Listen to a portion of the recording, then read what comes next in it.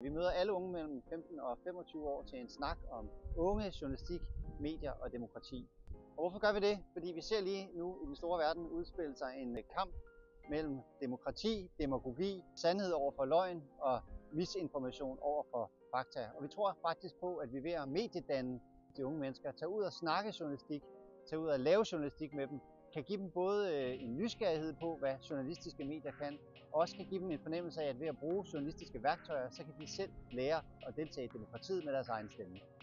I praksis foregår det sådan, at vi tager ud og snakker journalistik med de unge mennesker. Vi lærer dem om helt klassiske journalistiske værktøjer. Så giver vi dem en mikrofon og et stativ, som de kan sætte på deres mobiltelefoner, og så går de faktisk ud og laver egne journalistiske historier ude fra deres egne skoler. Vi kommer ikke ud og fortæller dem, hvad de skal sætte fokus på som journalister. Det skal de selv finde ud af. Jamen, hvis man er mere interesseret, så synes jeg endelig, man skulle booke os til et besøg. Det er jo faktisk ganske gratis. Skal jeg gøre det der?